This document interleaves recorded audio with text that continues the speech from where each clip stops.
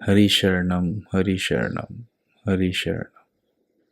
तो जैसा हमने पहले सोचा था कि 2-3 सेशन के बाद यदि कोई एकाध टॉपिक अच्छे से कवर हो गया तो हम एक थोड़ा मेडिटेटिव मोड में या कोई इवेंट या कोई एक्सपीरियंस या कोई स्टोरी लेंगे, जिससे जो हमने पिछले कुछ सेशंस में समझा है उस उसको थोड़ा रिविट करने में, उसको थोड़ा सीमेंट करने में हमें मदद मिले। तो इस सेशन में मैं एक स्टोरी शेयर करना चाह रहा हूँ जहाँ मुझे बड़ी मदद मिली। मैंने जब ये इवेंट जाना, किसी व्यक्ति का है, मतलब मैं उनसे डायरेक्टली तो नहीं मिला, उनका जो जीवन का एक बड़ा मुख्य अनुभव था तो उन्होंने किसी किताब में छपवाया था। शरणानंद जी से जब वो मिले थे तो वो चीज़, और उनके चित्त में बड़ी गहरी एक छाप छूट गई थी। और ये वाला जो इंसिडेंट सुन के मुझे बहुत झटका लगा और ये लगा कि देखो, ज़िंदगी में कई बार हम जिन चीज़ों के पीछे भाग रहे हैं, मतलब इवन स्पिरिचुअली भी हम कब भागने वाले मोड में आ जाते हैं और जो ज्ञान हमारे भीतर है उसको इग्नोर कर देते हैं। जो सेंस है उससे नहीं समझते कि हम कुछ ऐसा हासिल कर पाएंगे। तो उसी के आजू बाजू ये बात है, ये इवेंट है जिसमें हमें जो पहले मिला है उसके सदुपयोग की जिम्मेदारी, या कम से कम दुरुपयोग ना करें, उसकी हमें सावधानी रखनी होगी, दृढ़ता रखनी होगी। वहाँ कोई गुंजाइश नहीं है कि हम गलत भी करते रहें और एक्सपेक्ट करें कि कुछ परिणाम अन्यथा आएगा। तो ऐसा होने वाला नहीं है। तो हमें कर्म विज्ञान पर जो लॉ ऑफ कर्मा है उसको भली भांति समझना है। और फिर ये धीरे धीरे हमें पता चलेगा कि एक बार हमने अपना मन पवित्र कर लिया तो बहुत सी चीज़ें हमें जो हम चाहते थे वो उपलब्ध हो जाएंगी। एक्चुअली हम वास्तव में क्या चाहते हैं ये भी एक बड़ा रिसर्च का विषय है कि जो हम चाहते हैं वो कायदे से देखा जाए तो हम प्रसन्नता, एक होलसमनेस, एक रिलैक्सनेस, एक खुलापन, यही सब चाहते हैं। और जैसे ही हम उल्टे काम करते हैं तो हमारा मन बड़ा संकीर्ण, स्वार्थी या डरा हुआ, ये सब हो जाता है। और ऑलरेडी हमारे चित्त में जन्मों के संस्कार हैं, संग्रहित हैं, जो कई तरह के डिफाइलमेंट्स हैं। और डिफाइलमेंट का एक ही काम है, जहाँ रहते हैं वहाँ दुख पहुँचाते हैं और वातावरण भी दूषित करते हैं। तो इस बात में हमारी जितनी आस्था होती जाएगी कि हाँ ये ही है, ये कभी मन में आने लगे कि इतना तो नुकसान नहीं दिख रहा, इतने तो हम इसके कारण दुखी नहीं, तो केवल एक छोटे से लाइफ स्पैन में, उसमें भी थोड़े से इवेंट्स में, थोड़े से समय में अपने आप को न जज करें। क्योंकि कभी हम सुखी होते हैं, जैसे मान लो किसी के लोभ जागा, थोड़ा बहुत फ़ायदा भी हो गया किसी भी बात का, या उसकी सिचुएशन अभी अच्छी चल रही है, तो बड़ा बेखबर रह सकता है, बेहोश रह सकता है और धर्म की कई बातों को इग्नोर कर सकता है कि अरे क्या है। क्योंकि कई बार हमारे जो अंदर की डिफाइलमेंट्स हैं, जैसे राग है, तो जिस व्यक्ति से राग हो, जिस सिचुएशन से राग हो, और जब राग हमारे दिल में प्रकट होता है तब खुशी महसूस होती है। मान लो किसी को मिठाई अच्छी लगती है तो मिठाई जब सामने आती है तो बहुत अच्छा लगता है। तो अच्छा लगना हमारा क्राइटेरिया नहीं हो सकता है। अच्छा लगा, और अच्छा लगना कितना टिका, क्या वो अच्छा लगना बदला नहीं? और दूसरी बात, वो दुख के रूप में नहीं बदला क्या? तो ये कोई वास्तव में अच्छा थोड़ी ना हुआ, ये कोई एक स्थायी प्रसन्नता या एक रस की बात थोड़ी ना हुई।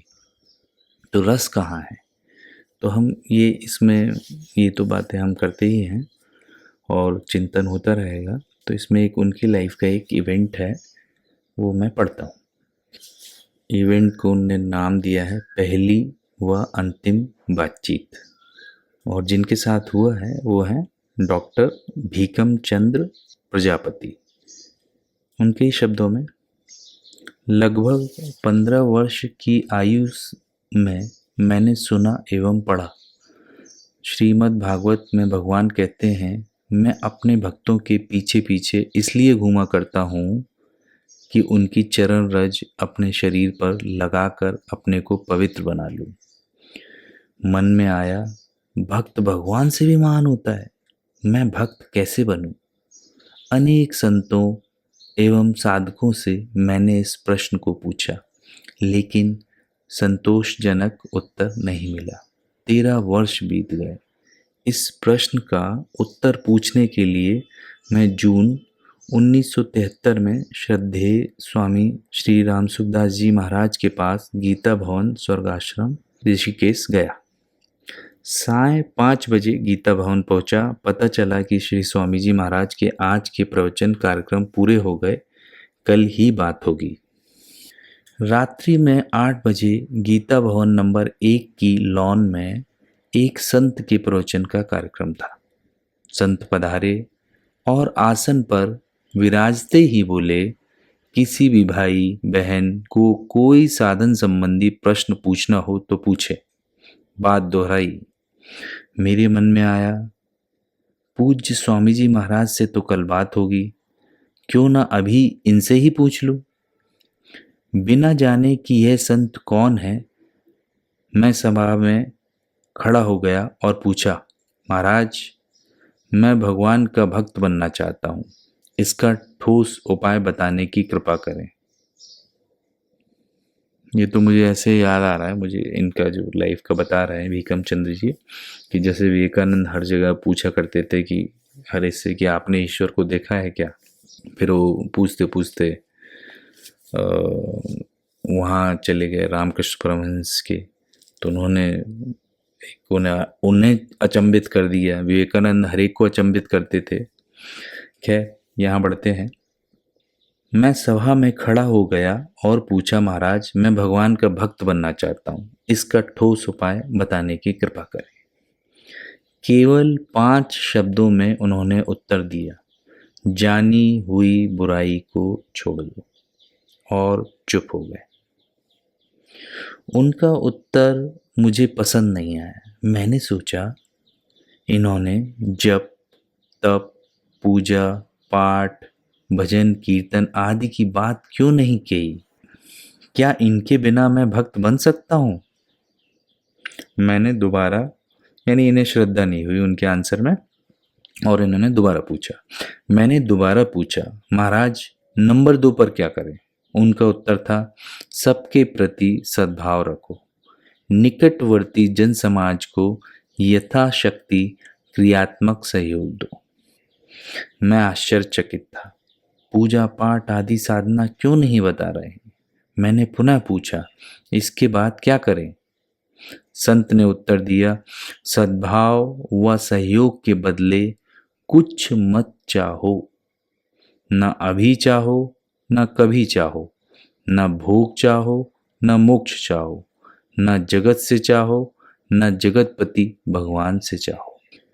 मेरा इच्छित उत्तर न मिलने के कारण भीतर भीतर मेरे मन में हल्का क्रोध पैदा हो गया।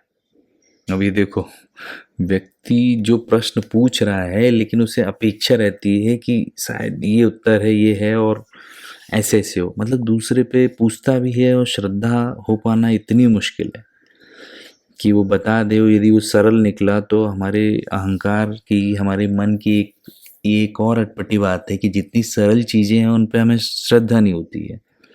उन सरल चीज़ों के में छुपी जो कठिनाई है उसको देख नहीं पाते हैं, और बड़ी आम बात है कि ये जितनी सादा सरल और गहरी चीज़ें हैं उनसे हम वंचित रह जाते हैं, क्योंकि हमारे दिमाग में कुछ और चढ़ा होता है। तो हम एक तरह से सुनते नहीं हैं। आप देखो तो हम लोग सुनते नहीं हैं, हम लोग के मन में पहले से ही धारणाएं बनी होती हैं। खैर, इनका सुनते हैं।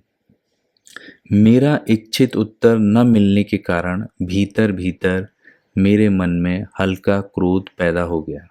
मैं चौथी बार खड़ा हुआ और उनसे कहा, महाराज, यह मेरा अंतिम प्रश्न होगा। वे तपाक से बोले, बेटा, हमारा भी अंतिम उत्तर होगा। क्या पूछना है? मैंने कहा, बस यह बता दीजिए कि नंबर 4 पर क्या करें। उनका उत्तर था, पहले ये 3 करके देख लो, चौथा अपने आप मालूम हो जाएगा। मैंने पूछा, कैसे मालूम हो जाएगा? वे कड़क कर बोले, तुम कौन सी क्लास में पढ़ते हो? मैं तेज आवाज में बड़े अभिमान से बोला, महाराज मेरी पढ़ाई 1965 में पूरी हो गई। मैं पढ़ता नहीं हूँ, मैं यूनिवर्सिटी और कॉलेज में पढ़ाता हूँ। वे बोले, गधे कहीं के, तुम क्या पढ़ाते हो? मैं चुप हो गया। सभा में सन्नाटा छा गया। 2 मिनट बाद संत बोले, बेटा तुम पढ़े लिखे हो, सोचो। अंधेरा है, तुम्हें 10 मील जाना है। तुम्हें एक टॉर्च दे दे तो टॉर्च की रोशनी जहां तक जाती है वहां तक तुम चले जाओगे, तो आगे अपने आप रोशनी हो जाएगी या नहीं? और इस प्रकार तुम 10 मील की यात्रा कर लोगे।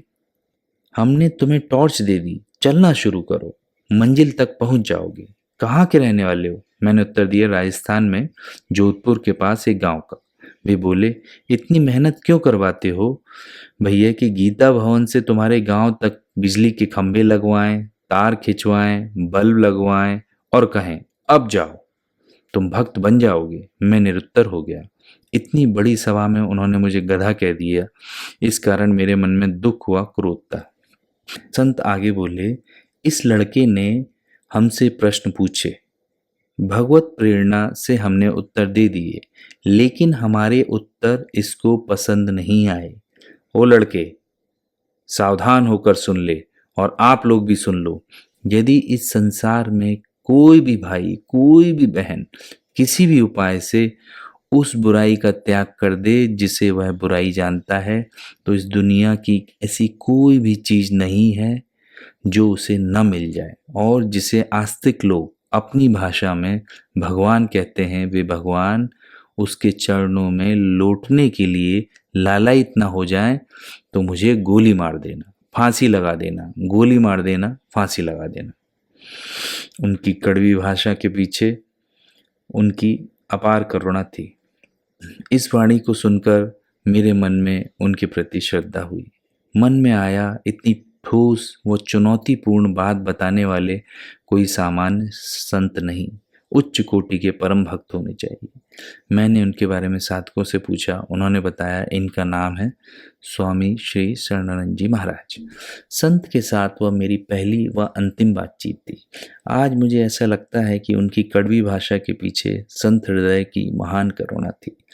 वह भाषा मेरे लिए अमोघ आशीर्वाद व वरदान बन गई। आज उस भाषा की स्मृति मात्र से आंखें भर जाती हैं, हृदय गदगद हो जाता है, रोम रोम आनंदित हो जाता है। उन महान संत के चरणों में कोटि कोटि वंदन। तो ये अनुभव था डॉक्टर भीकमचंद प्रजापति का, बहुत ही कीमती। इससे मुझे तो बहुत फ़ायदा हुआ। मैंने बहुत सालों पहले सुना था, तो उसके बाद मेरा ध्यान बुराई रहित होने में विशेषता से लगने लगा। ये इसलिए बताया है कि पिछले 3-4 जो सेशंस हुए उनमें हमने कई बार बहुत खुदाई की बुराई रहित होने के लिए, जाने हुए असत के त्याग के लिए। तो उसको साधारण ना समझें। अपने भीतर जो ऑलरेडी ज्ञान है उसको साधारण या उसको हल्का समझ के अवहेलना करना बहुत बड़ा अपराध है, बहुत बड़ी मूर्खता है। तो उसमें फंसे नहीं, और इसलिए ही इन चीज़ों में गहरे उतर रहे हैं कि इनसे बहुत रास्ते खुलते हैं, बहुत आपके कलमश कट जाएंगी। तो इन बातों को विचार करना है, और अपने दिनचर्या में जो जो प्रॉब्लम्स हो रही हैं उनके पीछे देखना है कि हमारी कहाँ कहाँ कौन कौन से आग्रह हैं, कौन सी बुराई है, और उसको उत्साहपूर्वक निकालने में लगे रहना है। हरि शरणम, हरि शरणम, हरि शरणम।